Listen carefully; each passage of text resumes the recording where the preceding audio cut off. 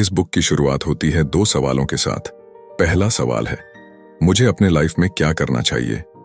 ये सवाल आज के जमाने में हर किसी के दिमाग में चलता है, चाहे वो एक सक्सेसफुल इंसान हो या नॉर्मल इंसान हो। ये सवाल लोगों के जुनून और टैलेंट के बारे में कंफ्यूजन की फीलिंग पैदा करता है।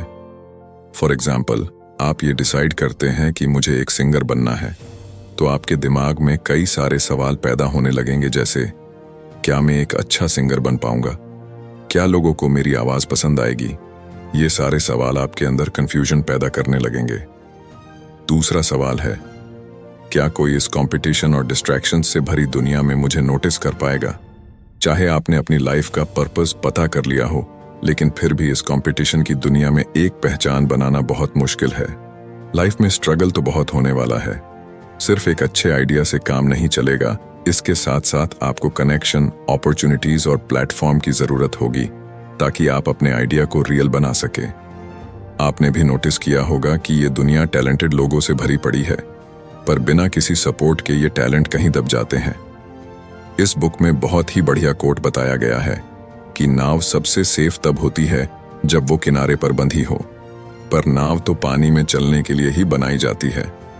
उसी तरह हमारी लाइफ भी तब सेफ होती है जब हम एक नौकरी करने लग जाते हैं और कुछ नया नहीं करना चाहते, पर हमारी लाइफ तो हर बार कुछ नया करने, आगे बढ़ने और कुछ बड़ा करने के लिए है।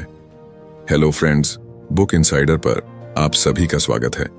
आज हम बात करने वाले हैं वन बिग थिंग बुक के बारे में, जिसको लिखा है फिल कुक ने। Chapter 1, take control. आपको अपनी लाइफ का कंट्रोल आपके हाथ में लेना होगा। अब आपको यह नहीं सोचना है कि जो चल रहा है उसे चलने दो। आपको खुद के लिए डिसीजन लेने होंगे।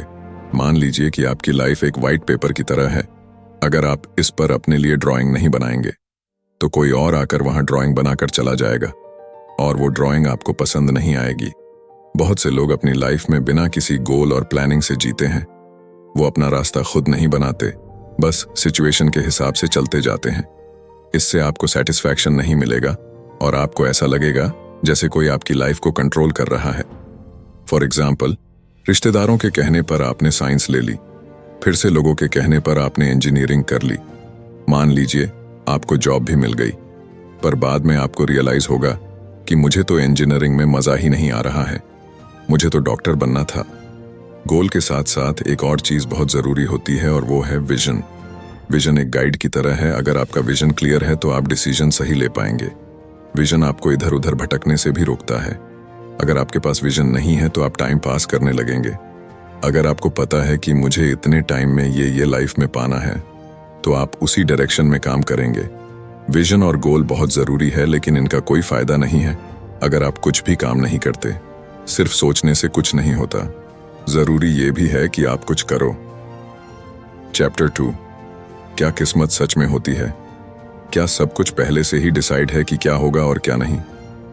अलग अलग कल्चर में यह माना जाता है कि हर इंसान का अपना अलग पर्पस होता है लाइफ में, और यही बिलीफ हमें लाइफ में मोटिवेशन देता है। बहुत से लोग अपनी लाइफ का पर्पस नहीं समझ पाते और वो इसी चीज को लेकर स्ट्रगल करते हैं, और इसी वजह से उनके अंदर डाउट आने लग जाता है। अगर आपकी भी यही सिचुएशन है जिसमें आपको समझ नहीं आता कि मुझे क्या करना है, तो ऐसी सिचुएशन में एक पेन और पेपर लो और उस पर अपनी सारी स्ट्रेंथ और वीकनेस लिखो। फिर उस हिसाब से अपने लिए कोई काम ढूंढो। इसके बाद आप भगवान पर भरोसा रखो, अपने धर्म पर विश्वास रखो। आपको क्या करना है अपने आप पता चलने लगेगा, पर इसके साथ साथ आपको कुछ ना कुछ ट्राई करते रहना होगा। ऑथर के हिसाब से किस्मत को लिखा जाता है और इसको लिखने वाले आप हो। आप अपना सही रास्ता चुनकर अपनी किस्मत खुद लिख सकते हैं और अपनी लाइफ बदल सकते हैं। चैप्टर 3, पूया जाए वन बिग थिंग। आज के टाइम पर हम हर पल हर वक्त खबरों से घिरे हुए रहते हैं, और इसी वजह से किसी भी चीज पर फोकस करना बहुत ही मुश्किल हो गया है। आज हम सोशल मीडिया, टीवी, न्यूज और अलग अलग सोर्सेज से बिना किसी काम की इंफॉर्मेशन लेते जा रहे हैं। हम वो इंफॉर्मेशन भी कंज्यूम करने लगे हैं जो हमारे किसी काम की नहीं है, और इस चीज का सबसे बड़ा असर हमारे फोकस पर पड़ा है। इससे हमारा फोकस धीरे धीरे खत्म होने लगा है। अगर हमें एक फुलफिल लाइफ जीनी है, तो हमें उस वन बिग थिंग को ढूंढना होगा, जो कि हमारा मेन पैशन और पर्पस है। या कहे वो चीज जिसके लिए हम सबसे ज्यादा केयर करते हैं। पैशन और पर्पस के साथ साथ प्रायोरिटी बहुत जरूरी चीज होती है। आपको पता होना चाहिए कि कौन सी चीज कब करनी है, तभी आप लाइफ में आगे बढ़ पाएंगे। ऑथर आगे बताते हैं कि हमें हमेशा डीप वर्क करना चाहिए।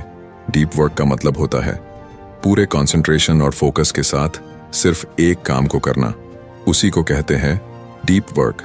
इसी तरह काम करके हम नेक्स्ट लेवल ग्रोथ कर सकते हैं। मल्टीटास्किंग और काम को बार बार बदलकर आप कभी भी क्वालिटी वर्क नहीं कर सकते। डीप वर्क करने के लिए आपको एक अच्छे एनवायरनमेंट की जरूरत होगी। उसके लिए आप थोड़े समय के लिए अपने सारे डिस्ट्रैक्शंस को बंद कर सकते हैं। अगर आपको हमारी समरी अच्छी लग रही है तो हमारे चैनल बुक इनसाइडर को सब्सक्राइब करना ना भूलें। और अगर आप हमें सपोर्ट करना चाहते हैं तो आप हमारी मेंबरशिप खरीद सकते हैं। Chapter 4, the key to having influence. Influence दूसरों के थॉट्स, बिहेवियर्स और डिसीजंस को बदलने की पावर है। सक्सेस पाने और लास्टिंग इम्पैक्ट छोड़ने के लिए यह जरूरी है। इन्फ्लुएंस का मतलब सिर्फ एक तेज आवाज या एक बड़ा प्लेटफॉर्म होने के बारे में नहीं है। यह एक क्लियर पर्पस होने के बारे में है, जिसे ऑथर आपकी वन बिग थिंग या OBT कहते हैं। आपका OBT वह मेन पैशन या टारगेट है जो आपको इंस्पायर करता है। जब आप इस पर फोकस करते हैं तो आप उस एरिया में एक्सपर्टीज एंड क्रेडिबिलिटी को बनाते हैं। लोग उन लोगों की ओर अट्रैक्ट होते हैं जो अपने काम के बारे में जानकार और पैशनेट होते हैं। यह फोकस आपको रोज की जिंदगी के शोर और डिस्ट्रैक्शंस को दूर करने और असल में इंपॉर्टेंट चीजों पर फोकस करने में मदद करता है। चैप्टर आगे बताता है कि अपने OBT के लिए खुद को डेडिकेट करके आप एक्सेलेंस पाने के लिए रिक्वायर्ड स्किल्स और टूल डेवलप कर सकते हैं। यह डेडिकेशन आपको दूसरों से अलग करता है, जिनके पास अपने गोल के लिए ज्यादा बिखरा हुआ अप्रोच हो सकता है। कॉन्टिन्यूटी और इन डेप्थ नॉलेज आपको अपने एरिया में एक जाना माना व्यक्ति बनाती है, जो बदले में आपके इन्फ्लुएंस को बढ़ाता है। इन्फ्लुएंस केवल पर्सनल सक्सेस के बारे में नहीं है, यह दूसरों को मोटिवेट करने और उनकी लीडरशिप करने की ताकत के बारे में भी है। जब आप अपने पर्पस के बारे में क्लियर होते हैं और उसके लिए कमिटमेंट शो करते हैं तो लोग आपको लीडर मानते हैं। वे आपके पैशन एंड डेडिकेशन को देखते हैं और अपने गोल्स को उसी एक्साइटमेंट के साथ पाने के लिए इंस्पायर होते हैं। ऑथर इस बात पर जोर देते हैं कि इन्फ्लुएंस ऑथेंटिसिटी से आता है। जब आपका OBT आपकी एक्चुअल इंटरेस्ट और पावर्स के साथ अलाइन होता है तो आपका इन्फ्लुएंस ज्यादा पावरफुल एंड एंड्यूरिंग होता है। लोग महसूस कर सकते हैं कि कोई व्यक्ति रियल है और यह ऑथेंटिसिटी विश्वास और सम्मान बनाती है। Chapter 5, the power of perception. Perception यह है कि दूसरे आपको कैसे देखते और समझते हैं। आज की दुनिया में पर्सनल ब्रांडिंग परसेप्शन का एक इंपॉर्टेंट हिस्सा है। आपका पर्सनल ब्रांड वो इमेज है जिसे आप दुनिया के सामने पेश करते हैं, और यह आपके कामों, शब्दों और आपके खुद को प्रेजेंट करने के तरीके से आकार लेता है। यह एक फेक इमेज बनाने या कोई ऐसा व्यक्ति बनने की कोशिश करने के बारे में नहीं है जो आप नहीं हैं। इसके बजाय यह आपकी सच्चाई को ढूंढने और इसे लगातार एक्सप्रेस करने के बारे में है। आपके ब्रांड को आपके वैल्यूज, पैशन एंड स्ट्रेंथ को रिफ्लेक्ट करना चाहिए। एक मजबूत पर्सनल ब्रांड होने से लोगों को यह समझने में मदद मिलती है कि आप कौन हैं और आप किसके लिए खड़े हैं। यह उनके लिए आपसे जुड़ना और आपको याद रखना आसान बनाता है। यह रिलेशनशिप इन्फ्लुएंस बनाने और अपने गोल को पाने के लिए जरूरी है। जब लोग जानते हैं कि आप क्या हैं, तो वे आपका और आपके कोशिशों का सपोर्ट करने की ज्यादा पॉसिबिलिटी रखते हैं। ऑथर बताते हैं कि एक पर्सनल ब्रांड लगातार काम और कम्युनिकेशन से बनाया जाता है। यह आपके OBT पर क्लियर होने और यह इंश्योर करने के बारे में है कि आप जो कुछ भी करते हैं वह इसके अकॉर्डिंग हो। यह कॉन्टिन्यूटी आपके ब्रांड को मजबूत बनाती है और इसे और ज्यादा पावरफुल बनाती है। परसेप्शन में यह भी शामिल है कि आप रिएक्शन एंड क्रिटिसिज्म को कैसे संभालते हैं। कंस्ट्रक्टिव फीडबैक के लिए खुला होना देखता है कि आप बढ़ने और सुधार करने के लिए तैयार हैं। यह पोलाइटनेस भी शो करता है जो आपके इन्फ्लुएंस को बढ़ा सकता है। लोग उन लोगों का सम्मान करते हैं जो सेल्फ कॉन्फिडेंस से भरे होते हैं, फिर भी ग्रोथ के लिए अपने खुद के एरिया को पहचानने के लिए हम्बल होते हैं। एक मजबूत पर्सनल ब्रांड स्टेडी नहीं होता है, यह आपके बढ़ने और ग्रो होने के साथ डेवलप होता है। पॉइंट अपने कोर वैल्यूज के लिए ऑथेंटिक और सच्चे बने रहना है। ऐसा करके आप इंश्योर करते हैं कि आपका ब्रांड रेलेवेंट और भरोसेमंद बना रहे। Chapter 6 the power of values. Value way basic principles हैं जो आपके कामों और डिसीजंस में हेल्प करते हैं। वे इस बात का एक जरूरी हिस्सा हैं कि आप कौन हैं और आप किसके लिए खड़े हैं। आपका ओबीटी असल में मीनिंगफुल और टिकाऊ होने के लिए आपके वैल्यूज के साथ अलाइंड होना चाहिए। जब आपके गोल और काम आपके वैल्यूज को दिखाते हैं तो आप कंप्लीटनेस एंड इंटीग्रिटी की भावना का एक्सपीरियंस करते हैं। आप एक ऐसे तरीके से जी रहे हैं जो खुद के लिए सच है, जो उन गोल का पीछा करने के कंपेयर में ज्यादा सेटिस्फैक्शन देता है, जो आपके कोर बिलीफ से अलग होते हैं। अपने वैल्यूज को समझने के लिए इंट्रोस्पेक्शन और ईमानदारी की जरूरत होती है। यह पहचानने के बारे में है कि आपके लिए असल में क्या मायने रखता है और आप किसके लिए खड़े होने को तैयार हैं। यह सेल्फ अवेयरनेस ऐसे गोल सेट करने के लिए इंपॉर्टेंट है जो असल में मीनिंगफुल हों। आपके वैल्यू आपके पर्सनल ब्रांड और इन्फ्लुएंस को बनाने में भी इंपॉर्टेंट भूमिका निभाते हैं।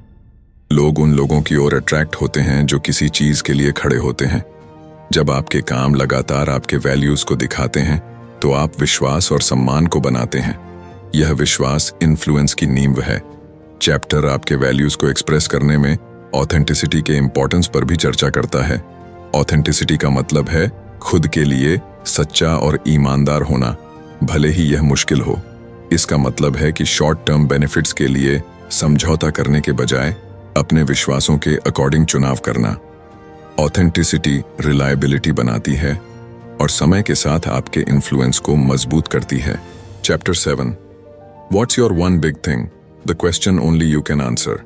इस चैप्टर में हम अपनी वन बिग थिंग ढूंढने की कोशिश करेंगे। उसके लिए कुछ सवाल है जिनके जवाब अगर हम ढूंढ लेते हैं तो आपको आपकी वन बिग थिंग पता चल जाएगी। पहला क्वेश्चन, आपके लिए क्या आसान है? दूसरा क्वेश्चन, आपको क्या पसंद है? तीसरा क्वेश्चन, आपको क्या क्रेजी लगता है? चौथा क्वेश्चन, आप क्या छोड़ना चाहते हैं? अगर आपको इन सवालों का जवाब मिल गया तो समझ लीजिए आपको अपना ओबीटी मिल गया। Next chapter, challenges to your one big thing. अपने एक बड़े गोल या ओबीटी को पाना कोई आसान रास्ता नहीं है। जब आप अपने यूनिक पर्पस को पूरा करने के लिए ट्रैवल करते हैं तो आपको कई तरह की बाधाओं, डाउट्स और पर्सनल फियर का सामना करना पड़ सकता है जो आपके संकल्प की परीक्षा लेते हैं। एक बड़ी चुनौती है सेल्फ डाउट। जैसे जैसे आप अपने ओबीटी की ओर बढ़ते हैं, आप अपनी क्षमताओं पर सवाल उठा सकते हैं और सोच सकते हैं कि क्या आप सही रास्ते पर हैं। ये डाउट आपको पैरालाइज्ड बना सकते हैं, लेकिन ऑथर इनसे बाहर निकलने के बारे में बताते हैं। सेल्फ डाउट एक आम एक्सपीरियंस है, यहां तक कि बेहद सक्सेस लोगों में भी, और यह अक्सर तब सामने आता है जब आप अपने कंफर्ट जोन से बाहर निकलते हैं। बाहरी बाधाएं भी चैलेंजेस खड़ी कर सकती हैं। इनमें फाइनेंशियल डिफिकल्टीज, परिवार या दोस्तों से सपोर्ट की कमी या अनएक्सपेक्टेड लाइफ के इवेंट्स शामिल हो सकती हैं जो आपका ध्यान भटकाती हैं। एक सॉलिड प्लान बनाना और एडवाइजर्स या सपोर्टिव कम्युनिटीज की तलाश करना एसेंशियल सपोर्ट और गाइडेंस प्रोवाइड कर सकता है। पर्सनल फियर जैसे कि फेलियर का डर या सक्सेस का डर भी प्रोग्रेस में बाधा डाल सकते हैं। फेलियर का डर अक्सर डिसीजन या निराशा के बारे में चिंताओं से होता है। हालांकि ऑथर का लॉजिक है कि फेलियर डेवलपमेंट एंड लर्निंग का एक मैंडेटरी हिस्सा है। फेलियर को एक बाधा के बजाय एक कदम के रूप में एक्सेप्ट करना आपको लचीलापन बनाने में मदद कर सकता है। दूसरी ओर, सफलता के डर में आपके गोल को पाने के साथ आने वाले ट्रांसफॉर्मेशंस और जिम्मेदारियों के बारे में चिंता शामिल है। इन आशंकाओं को पहचानना और उनका समाधान करना आगे बढ़ने के लिए जरूरी है। Next chapter, it's never too late.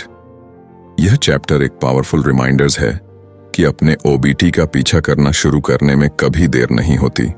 उम्र या पिछले एक्सपीरियंसेस के बावजूद आप हमेशा नए सिरे से शुरुआत कर सकते हैं। लेखक उन व्यक्तियों की कहानियां शेयर करता है जिन्होंने जीवन में बाद में अपने जुनून की खोज की और उस पर काम किया। ऐसी ही एक कहानी रेमंड चैंडलर की है, जो महामंदी के दौरान अपनी नौकरी खोने के बाद अपने मिड 40s में एक सफल लेखक बन गए। चैंडलर की कहानी बताती है कि जीवन के किसी भी फेज में सिग्निफिकेंट अचीवमेंट्स मिल सकती हैं। उनके परसिवियरेंस और फिर से शुरू करने की इच्छा इस चैप्टर में मैन पॉइंट है। लेखक उन आम बहानों को भी एड्रेस करते हैं जो लोग अपने सपनों का पीछा करने में देरी करने के लिए इस्तेमाल करते हैं, जैसे कि बहुत बूढ़ा महसूस करना या यह सोचना कि बदलाव करने के लिए बहुत देर हो चुकी है। ये बहाने अक्सर डर और अनसर्टेनिटी में होते हैं। चैप्टर हमको इन मानसिक बाधाओं को दूर करने और अपने गोल की ओर एक्टिव कदम उठाने के लिए इनकरेज करते हैं। कांस्टेंट सेल्फ इंप्रूवमेंट के कॉन्सेप्ट पर जोर दिया गया है। हर एक नया ऑप्शंस एंड फंक्शंस आपको वह व्यक्ति बनने के करीब ला सकता है जो आप बनने के लिए बने हैं। यह विचार इस फेथ के साथ अलाइंड होता है कि पर्सनल डेवलपमेंट एक आजीवन यात्रा है। ऑथर हमसे रिक्वेस्ट करता है कि हम प्रेजेंट मोमेंट का फायदा उठाएं और शुरू करने के लिए सही समय का इंतजार न करें। सही समय अभी है। यह चैप्टर मेंटालिटी के इंपॉर्टेंस को भी छूता है। एक पॉजिटिव, प्रोएक्टिव माइंडसेट आपके गोल के लिए आपके अप्रोच में इंपॉर्टेंट अंतर ला सकती है। अपनी पावर पर विश्वास करना और सेटबैक्स को ग्रोथ की अपॉर्चुनिटी के रूप में देखना सफलता के लिए जरूरी अप्रोच है। इन शॉर्ट, इस चैप्टर का मैसेज क्लियर है। चाहे आप जीवन में कहीं भी हों, आपके पास अपने ओबीटी को आगे बढ़ाने की पावर है। अभी शुरू करके और इंटेंशनली चुनाव करके आप एक फुलफिलिंग एंड मीनिंगफुल फ्यूचर बना सकते हैं। Next chapter, it's not about you. ये चैप्टर पर्सनल सक्सेस से ध्यान हटाकर आपके ओबीटी के वाइडर इम्पैक्ट पर फोकस करता है। ऑथर का तर्क है कि सच्चा सेटिस्फैक्शन दुनिया में मीनिंगफुल कॉन्ट्रीब्यूशंस देने से आता है, जबकि पर्सनल गोल्स पाना इंपॉर्टेंट है। आपके ओबीटी का अल्टीमेट ऑब्जेक्टिव दूसरों की सेवा करना और पॉजिटिव लेगेसी छोड़ना होना चाहिए। जिम कॉलिंस कहते हैं, अपने पैशन को ढूंढने और दुनिया की जरूरतों के इंटरसेक्शन को खोजने के लिए इस विचार को कंटेन करता है कि आपके ओबीटी को एक बड़े पर्पस के साथ अलाइन करना चाहिए। आपके पैशन और दुनिया की जरूरतों का इंटरसेक्शन वह जगह है जहां आप सबसे सिग्निफिकेंट इम्पैक्ट डाल सकते हैं।